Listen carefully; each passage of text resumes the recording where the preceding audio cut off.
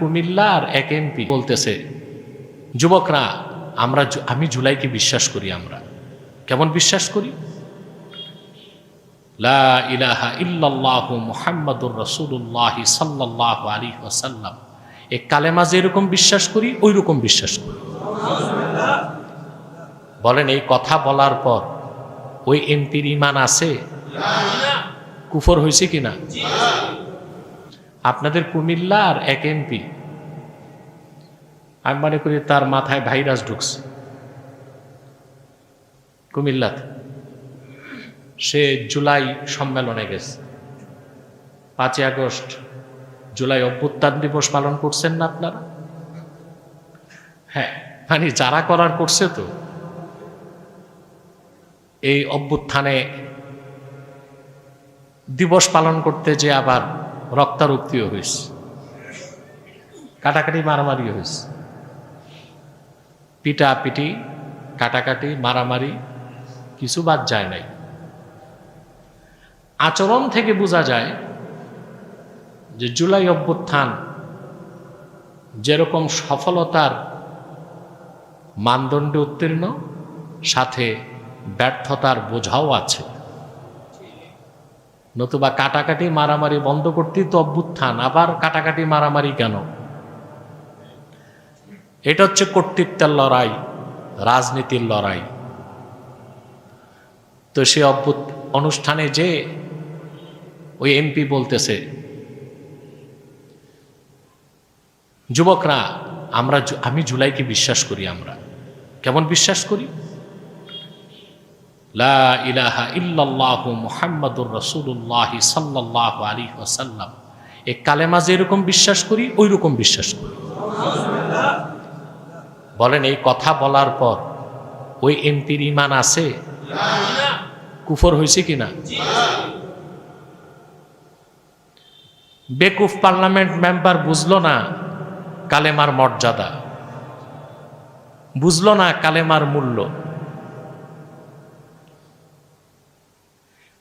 এই কালেমা প্রতিষ্ঠার জন্যে লা ইলাহা ইল্লাল্লাহ সাল্লাল্লাহু আলাইহি ওয়াসাল্লাম, এই কালেমা লা ইলাহা ইল্লাল্লাহর কথা প্রতিষ্ঠা করতে আল্লাহর নবীগণ জীবন দিয়েছেন। বনি ইসরায়েলের হাতে 70,000 পয়গম্বর শহীদ হয়েছেন। আল্লাহর আখিরি নবী নূর নবীজি মুহাম্মদ মুস্তাফা সাল্লাল্লাহু আলাইহি ওয়াসাল্লাম 1,500 বছর আগে এই কালেমা প্রতিষ্ঠা করতে যে দান শহীদ করেছেন। অহুদ যুদ্ধে 70 জন সাহাবী শাহাদাত বরণ করছে। 27টির মতো যুদ্ধে রাসূলুল্লাহ সাল্লাল্লাহু আলাইহি ওয়াসাল্লাম নেতৃত্ব দিয়েছেন। তারপরেই কালেমা প্রতিষ্ঠিত হয়েছে। গোটা বিশ্ব জগৎকে এক পাল্লায় দিল এই কালেমার মর্যাদা, মূল্য ও ফজিলতের সমান কিছু হতে পারে। বেকুব বুঝলো না। এত নাদান মানুষ পার্লামেন্ট মেম্বার হয় কেমন করে? শুনতে শোনা যায় ঢাকা বিশ্ববিদ্যালয়ে পড়ছে। কি পড়ছে না ঘাস কাটছে সরওয়ার্দী উদ্যানে, আল্লাহ ভালো জানে। আরে কথাবার্তা বলতে তোমরা ইসলামকে জানো না, বুঝো না, ইসলামের প্রসঙ্গে কথা বলো কেন?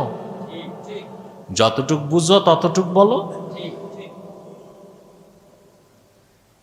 আল্লাহ এদেরকে হেদায়েত করুক। ইমানের মূল্যটাই বুঝলাম না। কারণ মুসলমান হয়েছে বংশ পরম্পরায়, এই জন্য ইমানের মূল্যটা এই জাতি বুঝল না। ইমান ও ইসলামের চেয়ে দামি, মূল্যবান আর কিছু হতে পারে না। আপনার তামাম দুনিয়া একদিক রেখে দিল, তামাম 7 আকাশ 7 জমিনকে এক পাল্লায় দিল, একজন আদনা ইমানদারের ইমানের মূল্য পরিশোধ করা যাবে না। মুসা আলাইহিস সালাম আল্লাহকে একদিন বললেন, মাবুদ, আমারে কোনো কালাম শিক্ষা দাও, যা পড়ার দ্বারা আমি তোমার নৈকট্য লাভ করব। আল্লাহ বললেন, কুল লা ইলাহা ইল্লাল্লাহ। তুমি বলো লা ইলাহা ইল্লাল্লাহ। মুসা নবী বলেন, আল্লাহ এটা তো জানি আমি, এটা তো প্রচার করতেছি। আল্লাহ বললেন, 7 আকাশ 7 জমিনকে যদি এক পাল্লায় দেওয়া হয়, লা ইলাহা ইল্লাল্লাহ এক পাল্লায় দেওয়া হয়, এটার ওজন বেশি হয়ে যাবে। কোথায় ইমানের মূল কথা কালেমা, ইসলামের মূল কথা কালেমা, কালেমাতুত তাইয়্যিবা। আর কোথায় এই জুলাই আন্দোলন? চিন্তা করেন। আমি তো এইরকম পাঠা প্রকৃতির মানুষ জীবনে কম দেখছি, যে আন্দোলন কার কি ইচ্ছা ছিল আল্লাহই ভালো জানেন, কার কি উদ্দেশ্য ছিল আন্দোলনে আল্লাহই ভালো জানেন। কিছুটা সত্য আশ্রিত, কিছুটা মিথ্যা আশ্রিত, কিছুটা সত্য আশ্রিত, কিছুটা মিথ্যা আশ্রিত জুলাই আন্দোলন। এটার চেতনাকে ইমান ও ইসলামের কোনো কিছুর সাথে কম্পারিজন করা যাবে না, তুলনা দেওয়া যাবে না, ইমান নষ্ট হয়ে যাবে। আল্লাহ তাকে তার বক্তব্য প্রত্যাহার করে তওবা করার তৌফিক দান করুন।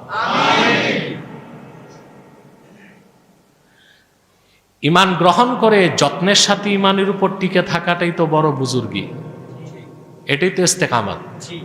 এটাই কি? আপনার শেষ পরিণতি ইমানের সাথে হলো কিনা সেটাই ধরতেন, ঠিক কিনা? যার শেষ নিঃশ্বাস ইমানের উপর, সে জান্নাতে যাবে। আর সারা জীবন কেউ মুমিন কিন্তু খাতেমা বিল খায়র হইল না, ওই লোকটা জাহান্নামে যাবে, ওই লোকটা জাহান্নামে যাবে।